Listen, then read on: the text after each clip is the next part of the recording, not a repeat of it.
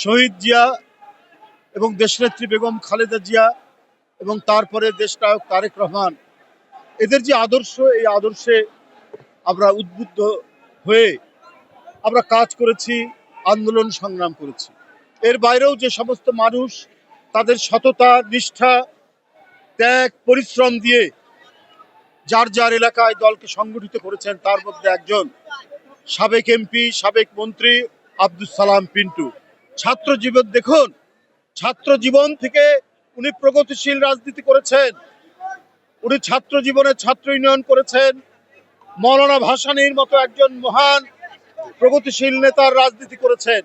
উনার বিরুদ্ধে মিথ্যা মামলা, জঙ্গি মামলা, জঙ্গির সাথে অভিযুক্ত করে তাকে দেওয়া হলো। অথচ যার জীবন কেটেছে এদেশের গণতান্ত্রিক প্রগতিশীল রাজনীতি করার জন্য, তার বিরুদ্ধে অপবাদ দিয়ে, জনগণের কাছে অপতথ্য দিয়ে বিভ্রান্ত তৈরি করার চেষ্টা করেছে। অথচ যার মন্ত্রিত্ব করেছেন, উনি এমপি ছিলেন কয়েকবার, ঢাকায় উনার কোনো বাড়ি নেই। এমনকি টাঙ্গাইল শহরে দীর্ঘ 40-45 বছর, 50 বছর তিনি ওকালতি করেছেন, সেখানেও তার কোনো বাড়ি নেই।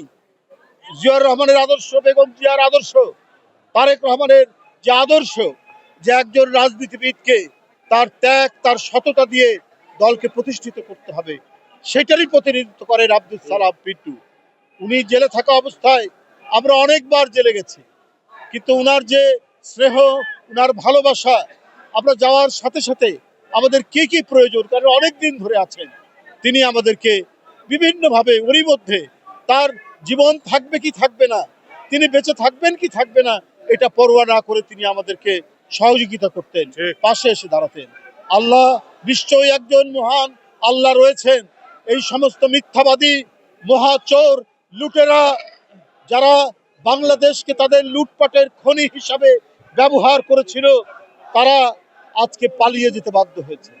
আজকে সেই সমস্ত মানুষরা যারা সততার রাজনীতি করেছে, মুক্তিযুদ্ধ থেকে শুরু করে সমস্ত গণতান্ত্রিক আন্দোলনে যারা জনগণের পক্ষে থেকেছে, আব্দুল সালাম পিন্টুরা, আপনার যারা নজরুল ইসলাম খানরা, প্রত্যক্ষ মুক্তিযুদ্ধে অবদান যারা সৃষ্টি করেছে, তাদেরকে ধ্বংস করার মানে আপনার সমস্ত আয়োজন করেছেন শেখ হাসিনা।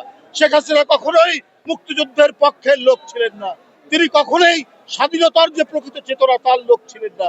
কারণ তিনি বারবারই চেষ্টা করেছেন, যারা সত্যিকার অর্থে দেশের স্বাধীনতা চান, যারা মুক্তিযুদ্ধে অংশগ্রহণ করেছে, তাদেরই ক্ষতি করার চেষ্টা করেছে।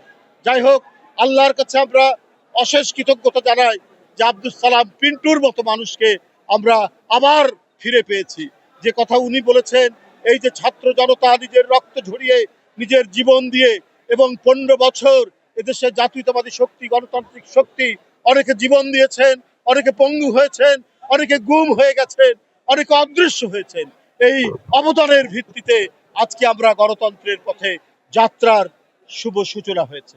আজকে সেই ভয়ঙ্কর ফ্যাসিস্ট খুনি, যে বাংলাদেশের প্রত্যেকটি রাস্তা, গলিপথ, মেঠোপথকে রক্তাক্ত করেছে শুধুমাত্র নিজেকে ক্ষমতায় থাকার জন্য, তিনি আজকে পালিয়ে গেছে। তার যারা গুণ কীর্তন করেন দেশের ভিতরে, দেশের বাইরে, একটা জিনিস আমাদের মনে রাখতে হবে, তারা বাংলাদেশের স্বাধীনতায় বিশ্বাস করে না।